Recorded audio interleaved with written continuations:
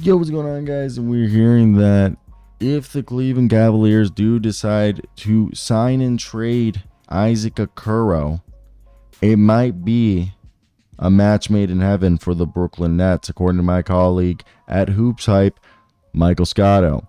With obviously looming pay raises for Donovan Mitchell and I don't know why I'm literally butchering his name.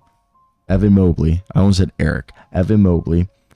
This is a team, worst case scenario.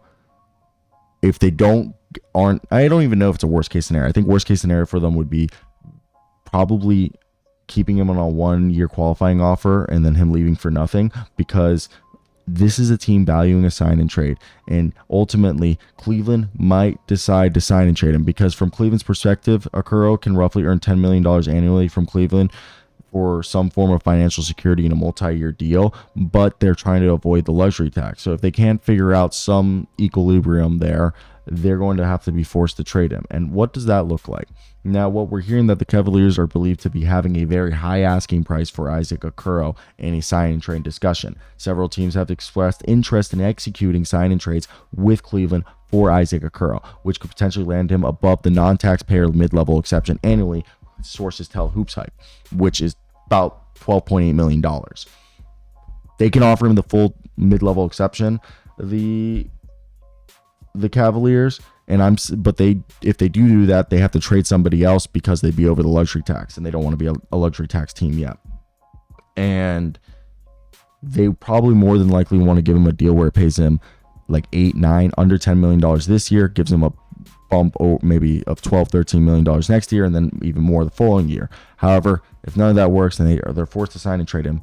The Brooklyn Nets are among the teams that have the most interest considered a sign and trade as a possibility for Isaac Okoro, though nothing is considered imminent with Brooklyn, sources told HoopsHype.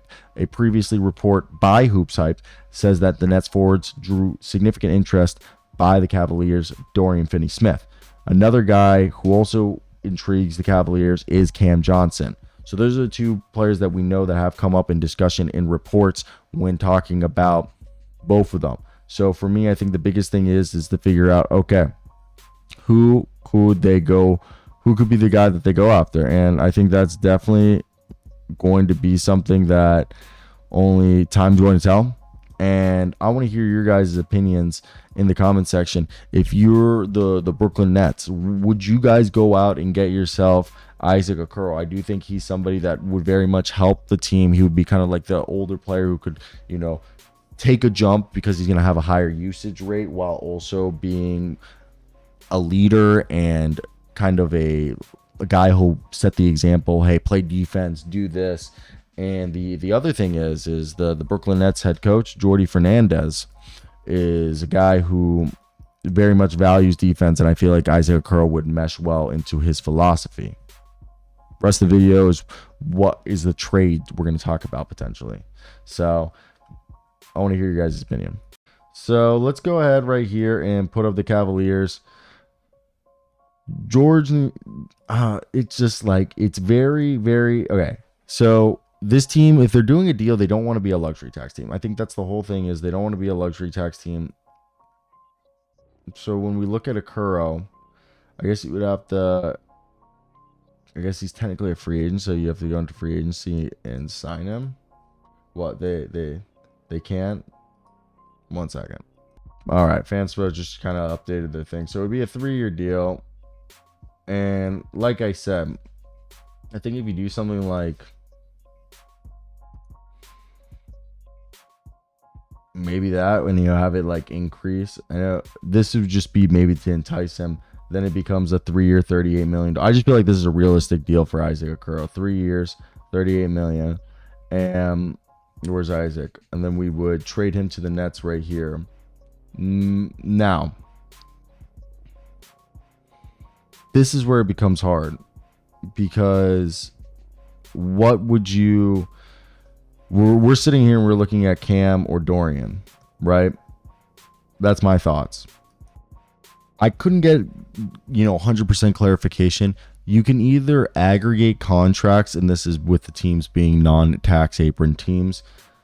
You can either, yes, I can't get confirmation. Yes, you can either aggregate multiple contracts in a sign and trade, or you can do a sign and trade, and then because to make the money match, you can do multiple transactions at the same time. And then that, even though it's one big old trade, it's multiple different transactions to make one singular trade work. So either way, in this concept, either you can sign and trade multiple players now with the new CBA, or it's multiple similar transactions happening. So this is what we're going to operate under that thought process.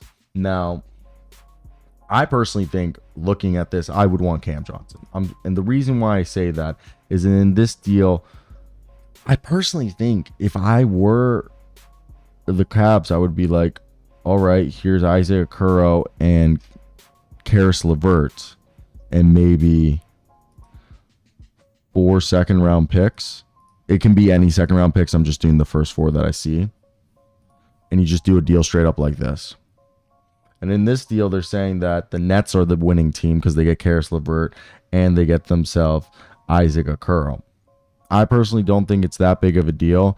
I mean, already this is a team that, if you look at the roster, they have themselves Darius Garland, Donovan Mitchell, Jared Allen, Karis LeVert, Max Strus, Evan Mobley, George Niang, Dean Wade, Jalen Tyson, Ty Jerome, Sam Merrill, Craig Porter Jr., and they would bring in Cam Johnson. So yeah, they're at 11 guys technically now, but obviously they bring back Emoni Bates, Pete Nance, Isaiah Mobley.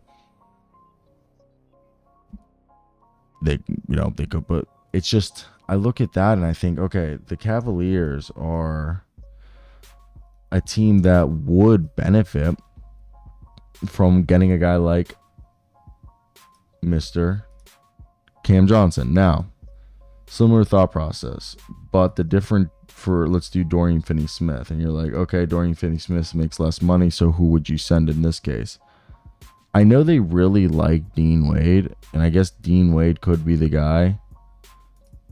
Would you be able to do it if it was Ty Jerome? Yeah, you could also do it. What about this one? Because you give up less players. I mean, giving up more players, but you're giving up like ones that aren't as impactful. Again, they're saying that this is a deal that the Cavs would technically be losers, but I think to get Dorian Finney-Smith for 2 guys on expiring and then a guy on a sign trade, and you throw in multiple second round picks, and regardless, if you put in Dorian Finney-Smith or Cam Johnson, you could have a lineup of Darius Garland, Donovan Mitchell, Cam Johnson, or Dorian Finney-Smith, Evan Mobley, Jared Allen, and then regardless if you give up Karis LeVert or Sam Merrill or George Niang or Dean Wade, you could have your bench. Yes, I think the bench is the biggest question mark here, but I don't think it's a terrible deal. But I do think you got to look at how you want to structure this, and I think that's definitely one of the bigger parts about all of this.